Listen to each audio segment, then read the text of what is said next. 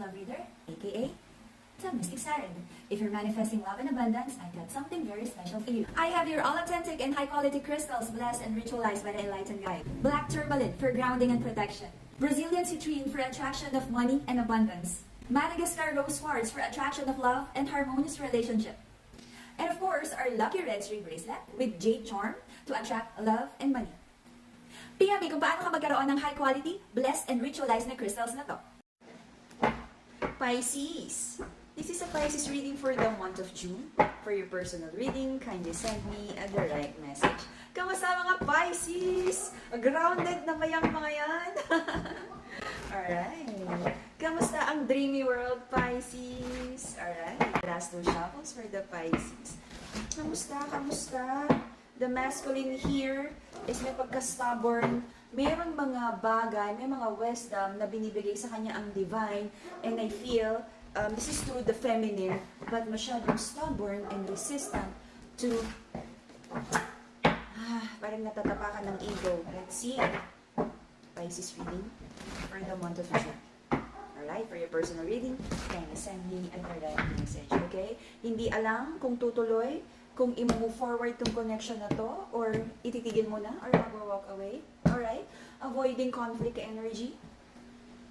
This is a very stable connection, live-in, traditional connection, kilala na ng pamilya, or kasal, magkasama sa bahay. But right now, yung stable connection, stable relationship na to, right now, very shaky. Ang daming misunderstanding because parang may Cold War, okay? Nagkakaroon ng avoiding conflict energy here. Pero kumbaga is, kahit ang daming challenges sa situation, happiness nyo ang isa't isa. Ooh, cheesy. Okay. So right now, yeah, may kasal, traditional relationship, na right now ang daming misunderstanding or hindi nag-uusap, lalo na sa side ng masculine.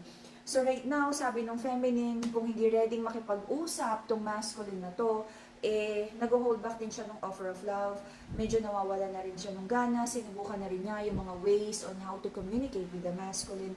But, actually, the feminine tried her luck na rin na baka naman this time around, after yung mag-usap, at after mong itry ulit, maging okay na siya. Baka pag nag-stay ka pa a little longer, maging mas maayos na yung relationship. Okay? Baka ma-realize naman ng masculine anytime soon, yung mga sacrifices mo. Okay? Okay. So, there's a feeling of instability here, confusion, anxiety, nawawala na yung feeling ko, no, na parang marami din kayong iniisip about building your future, na nakakalimutan nyo na maging passionate sa bawat isa, na maging, na mag-date, to be romantic. Okay. Someone is not being honest in this connection. Hindi willing to take personal accountability. At hindi ito yung first time na nagkaroon ng dishonesty or lies sa relationship na to. Sabihin natin yung masculine here, hindi masyadong emotionally matured para sa relationship. Meron siyang mga bagay na parang napaka-impulsive or foolish decisions, okay, sa connection na to.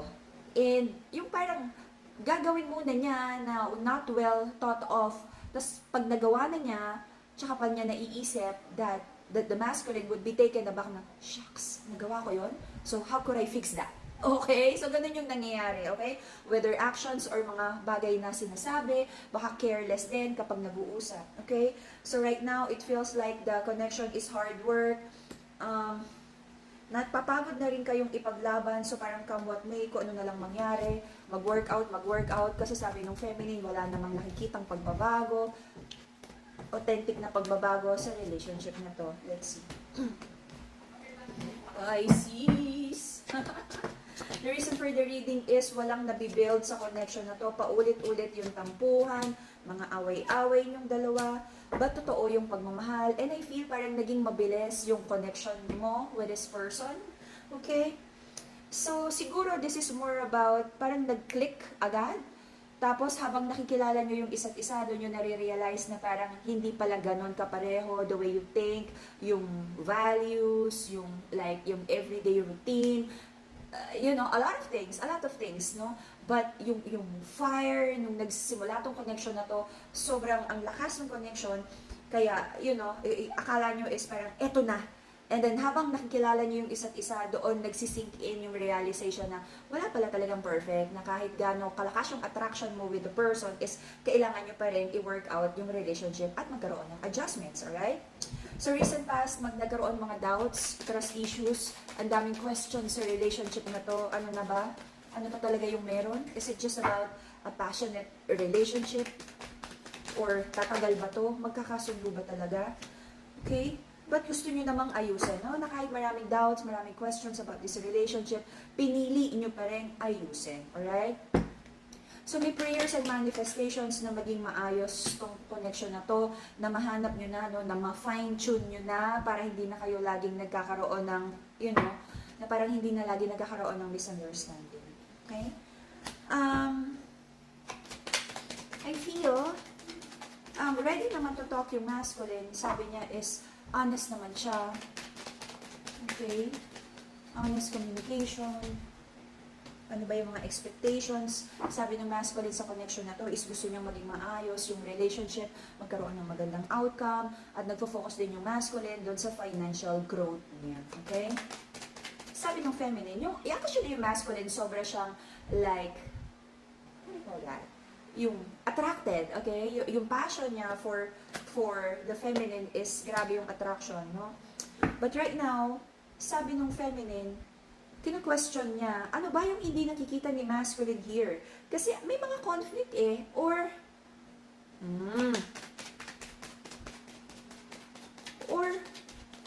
I just wanna ask the feminine in this connection, kung parang mas nagfo-focus ba dun sa mga hindi magandang bagay, kaya lagi na lang may conflict?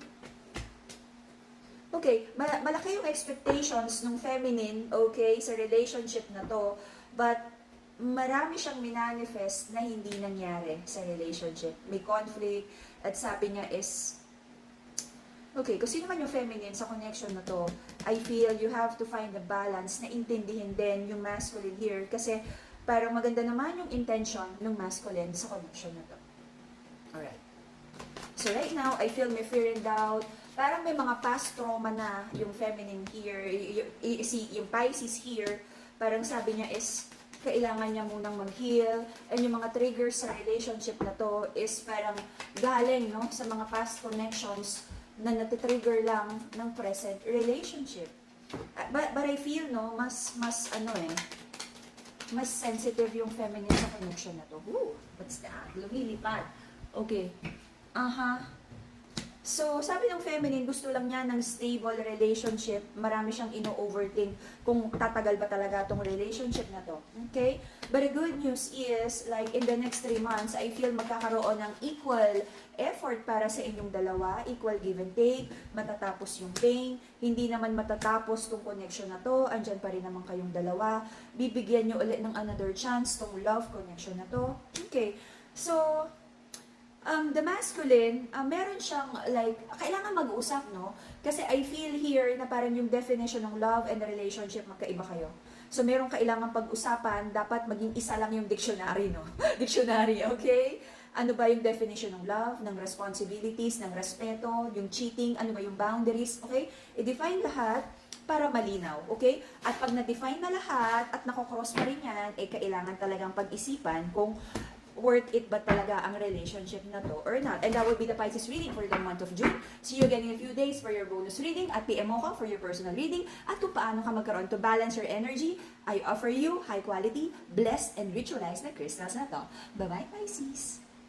Good news sa lahat ng nag-aabang sa ating bagong line of crystals. Ang isa sa ating pinagkakatiwalaan na healer at magaling mag-love spell na si Everlasting Alpha at kilala natin bilang Ate Joy ay naglabas na rin ng kanyang crystals. Huwag na nating patagalin. Umpisa na! Para sa lahat ng may problema sa reproductive health, para sa'yo ang Healing and Fertility Bracelet na to. Kung ikaw ay may hinihiling na blessing na pinansyal, para sa'yo ang Abundance and Protection Bracelet na to. Elephants are known to be wise and strong. Ang Lucky Elephant bracelet na to ay magdadala sa iyo ng good luck, vitality, and protection. Isa pang pampaswerte, ang Lucky Money bracelet na to ay mag-a-attract ng abundance at prosperity sa kung sino mang may suot nito. Ang lahat ng bracelet na to ay na-cleanse at naorasyonan ng ating everlasting Alpha. PM me kung paano ka magkaroon nito.